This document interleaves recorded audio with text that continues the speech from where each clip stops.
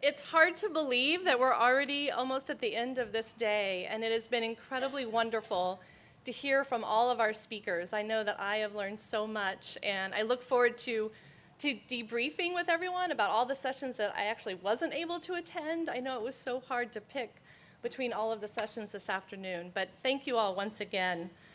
I have the great honor and pleasure of introducing one of my heroes.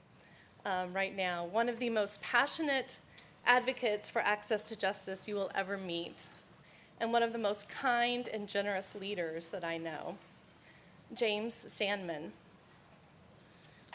James Sandman goes by Jim, and I recently heard him introduced by the outgoing president of the Washington, D.C. Bar Association, Esther Lim. And she said that Jim stands for Justice in Motion. And I think she's absolutely right about that. Jim Sandman has been serving as the president of the Legal Services Corporation since 2011. The Legal Services Corporation, or LSC, is the largest single funder of civil legal aid in the United States, funding 132 legal aid programs in every state and territory in our country.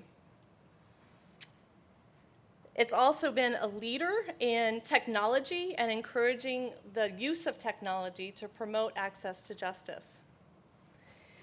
Jim has had a distinguished career both as a legal practitioner and as a champion for equal access to justice. And I don't have time, or else we'd be here all evening, to tell you about all of his accomplishments and accolades, but there are just a few that I want to share with you.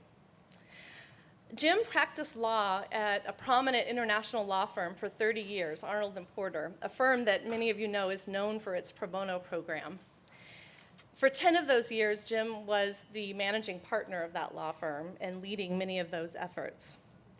In 2007, he decided he wanted a greater challenge than running an international law firm, which is becoming the general counsel of the District of Columbia Public Schools. Where he served as the general counsel and oversaw the legal challenges of a system that has over 140 schools, 55,000 students, and 11,000 employees. After 4 years with the District of Columbia Public Schools, he was then tapped to become the president of the Legal Services Corporation.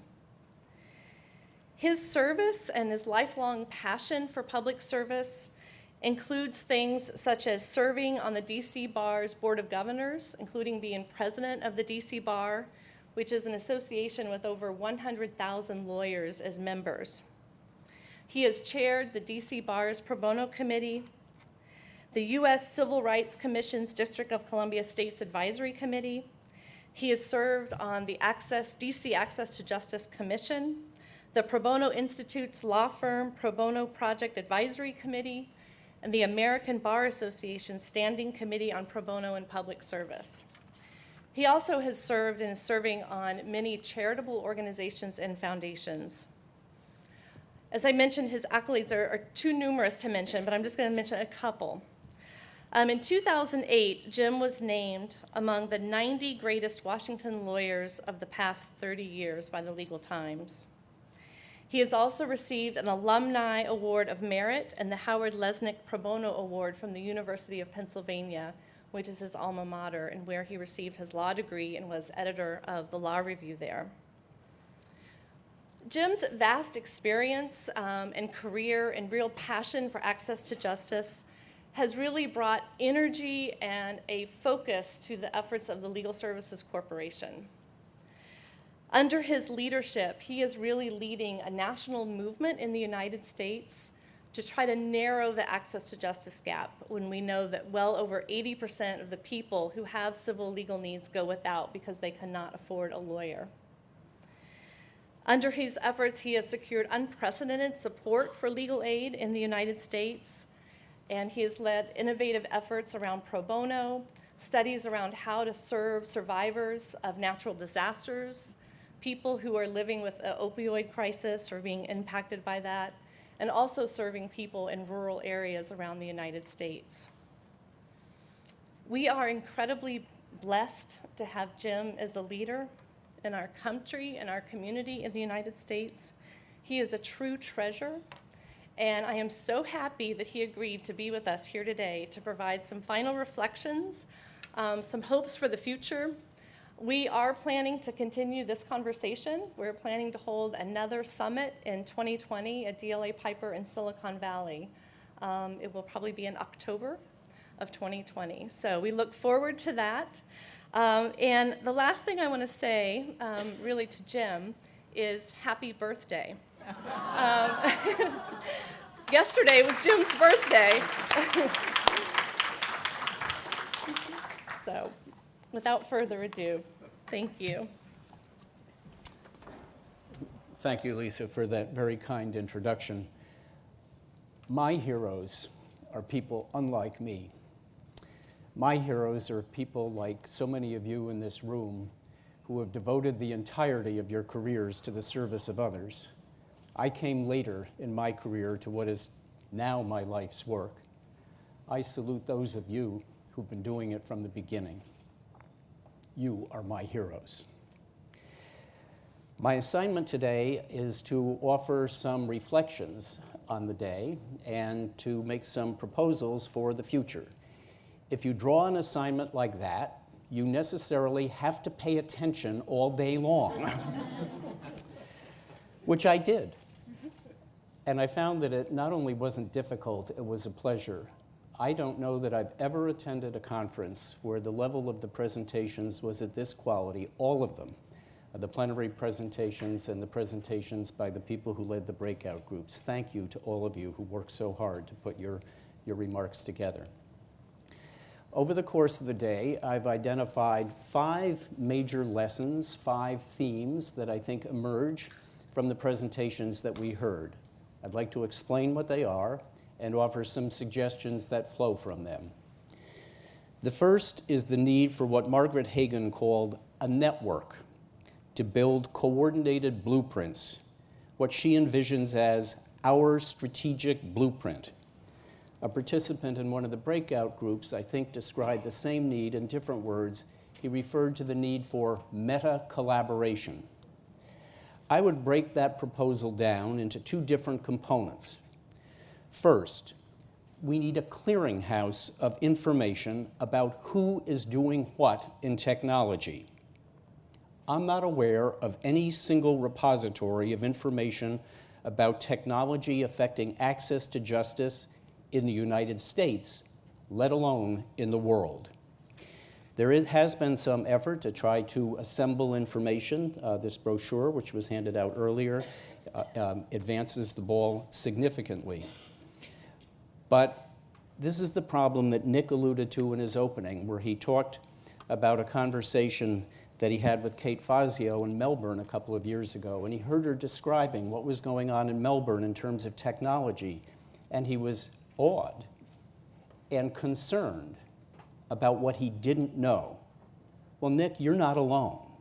I hear all the time about technology that comes as news to me. Maybe more concerningly, I hear about technology that is described as new, and it's not. I just read last week a report on a new app that matches pro bono lawyers with pro bono opportunities. The item was written in a way that suggested that this had never been done before. I read a similar article 2 weeks before. There is not a single place you can go to find out who's already done what to avoid duplication and reinventing the wheel. We need a clearinghouse. Second, we need a mechanism for setting priorities, for developing a master plan, rather than proceeding to develop 30,000 different My Brilliant apps, as Margaret put it. That modus operandi often is driven by the interests of the app developers or by the happenstance of who happens to make a suggestion, but not by a global view about what's most necessary and what could accomplish change at scale. The obvious challenge that emerges from these needs to have a clearinghouse and to set priorities is who is going to do it. We need a host, an owner, a sponsor, an organization or a consortium that has both the credibility and the capacity to do this. I don't have a solution to that challenge today. That's an ambition for the next year that I hope we can discuss at the conference in Silicon Valley in October of 2020. A second theme that emerged today at this conference on access to justice and technology was a repeated recognition of the limitations of technology to solve access to justice problems. We heard it from Dame Hazel, who talked so compellingly about how technology will not help some portion of the population, maybe the portion of the population most in need of help. We heard it from Margaret when she emphasized the need to design new legal policies and regulations in sync with the development of technology. You need both. We heard it from Richard, who emphasized that our current legal processes are incomprehensible, that the process requires a 2,000-page manual to understand. I was reminded when he said that about the situation in the courts of the state of New York in the United States. To get an uncontested divorce in the courts of New York, you need to file between 12 and 21 different forms. The precise number depending on whether there are children involved and whether one spouse is seeking support from the other. I've looked at those forms. Many of them bear titles that I can't understand, and I'm a lawyer. Well, you could automate that process. You could even automate it in plain language. But what you're going to end up with is an automated bad process. It just proves the adage, if you automate a bad process, you end up with an automated bad process. You shouldn't have to file between 12 and 21 different forms. And we heard about this from Shannon, who said that the online dispute resolution experience in British Columbia invites us to rethink everything we do in the justice system, offline as well as online. We have to avoid the temptation to focus only on technology because process reform is too hard and will take too long. One observer put it this way. He said, "We have to make law less complex and more workable." He said, "Lawyers have been paid, and paid well, to proliferate complexities. It's about time that we brought our intellectual resources to bear on eliminating some of those intricacies." That was U.S. Attorney General Robert Kennedy on May 1st, 1964, 55 years ago. I don't think the situation has gotten any better since then. I think his admonition is still important to us, and that should be our task. One caveat here. In downplaying the effectiveness of technology alone in improving access to justice, we should not let the perfect be the enemy of the good, as we heard many times today. Until the process improves, we need to do what we can, when we can, to make it work better for people who find it so difficult. A third theme that emerged is the importance of collaborating, starting with lawyers, technologists, courts, regulators, and academics, but also including people outside the conventional access to justice community.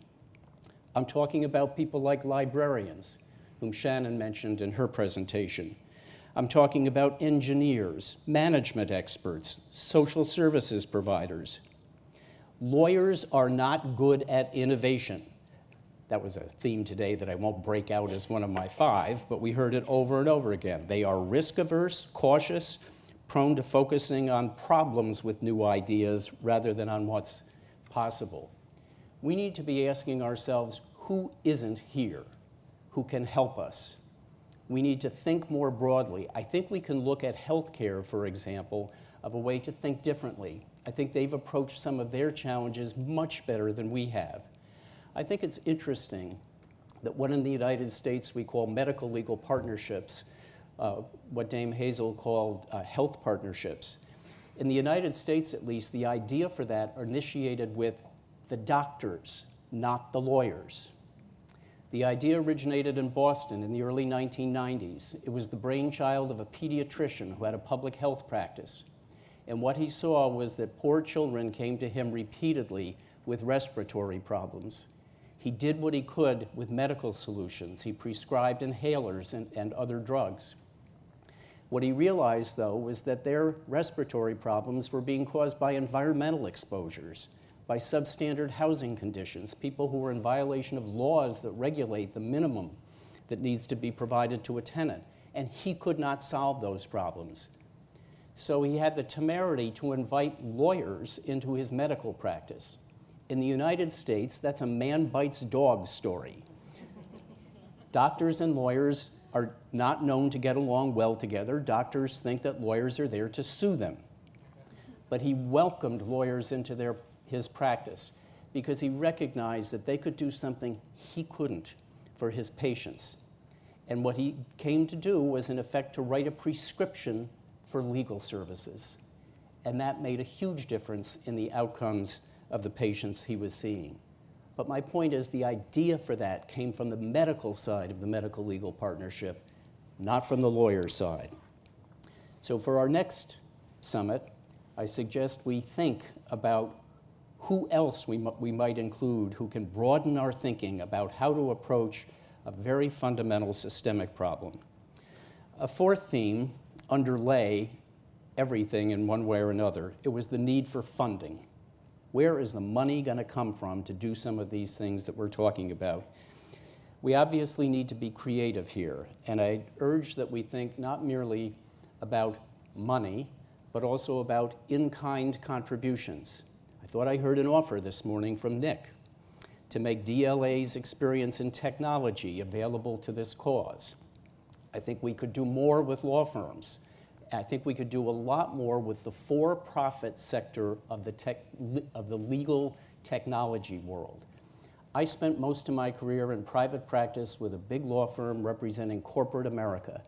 I see a lot of relevance in what's going on in technology in big law firms and what goes on in legal aid organizations. There are a lot of transferable lessons there, but I don't see the two cooperating in the way that they should. I think there may be opportunities with big tech. All the big tech companies have general counsels, many of whom grew up in law firms with major pro bono programs. They get it. I think there may be an opportunity for technology companies to pursue some of their corporate social responsibility goals by teaming with the legal aid and access to justice worlds to make their capacity and their money more available to us. Fifth, another underlying theme, the importance of leadership. To realize Richard's vision, for example, of an adaptive global platform for the introduction of online courts is going to require someone to lead the effort. It won't just happen on its own. We heard about the difference that leadership can make. Margaret talked about the development of a regulatory sandbox in the state of Utah. I asked her after her presentation this morning, how did that come about? Was there a particular person? And she said, oh yes. It's a justice of the Utah Supreme Court who took ownership of the issue. He used his position as a state Supreme Court justice to pursue an agenda that the bar was none too happy about. He basically took back the bar's regulatory authority under the guise of the Supreme Court to cause something to happen that might not happen otherwise.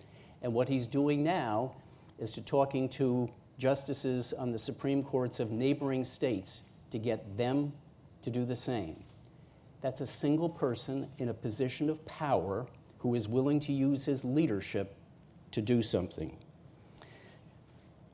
Lisa asked Shannon after her presentation, how did online dispute resolution come to be in British Columbia? And Shannon's answer was, the right combination of decision makers at one time. That was leadership. We need to identify people who have both the power and the inclination to lead change in access to justice, and to cultivate people who have power but not yet the inclination. And then we need to partner with them. And then we need to work with them to proselytize, to conscript their peers who may not get it yet, to expand the movement. We need to be intentional about this. Who has power? Who has the willingness and ability? That's how change happens. No major change happens without leadership, both at the individual level and at the institutional level. My biggest takeaway of the day is that we need to think big. Richard started by emphasizing the magnitude of the justice gap in the world.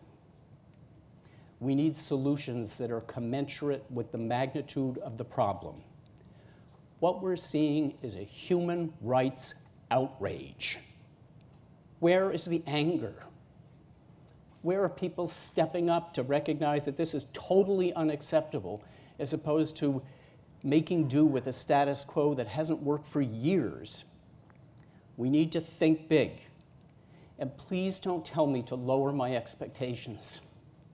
That cannot be an acceptable answer. Thinking big is what's necessary if we believe what we profess.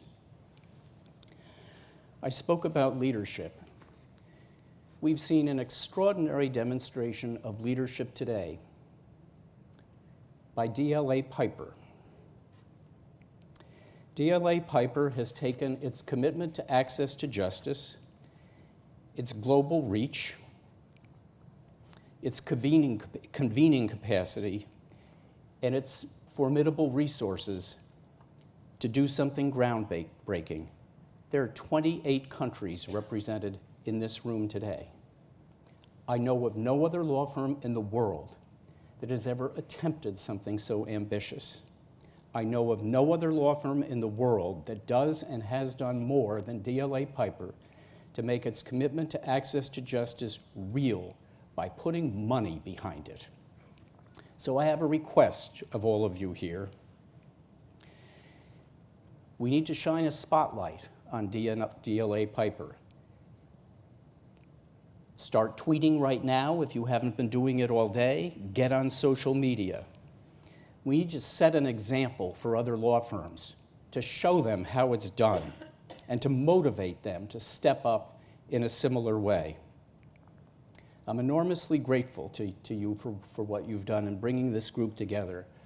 I, like everyone else here today, learned something.